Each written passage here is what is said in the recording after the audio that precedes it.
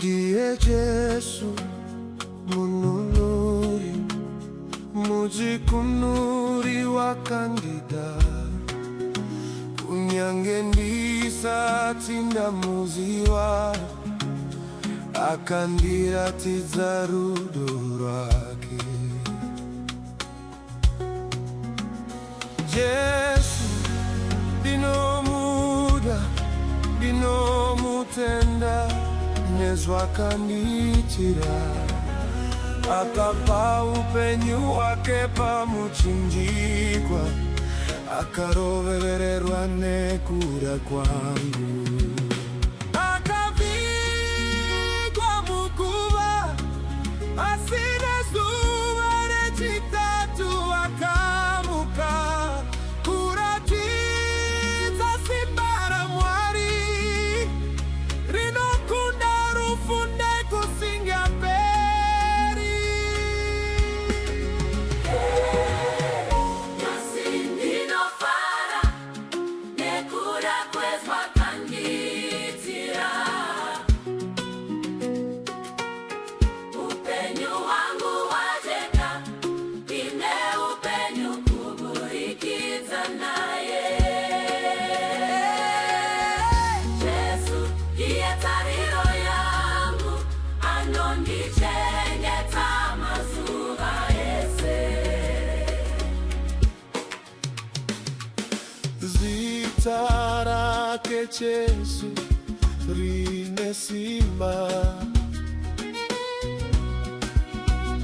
ropa rake rakadeurwa rine simba, akapa mweya mutsvene kwatiri, mubatsiri nemunyaradzi weupenyu hwedu. Nasi ndinofara nekuda kwezvakanditira, Upenyu wangu wajeka, upenyu hwangu hwajeka, ine upenyu kuburikidza naye.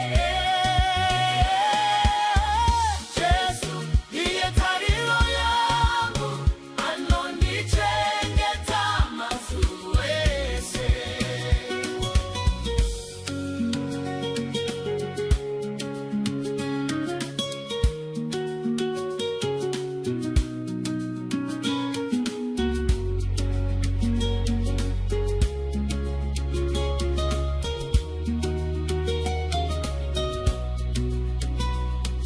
Zita rake Jesu rine simba,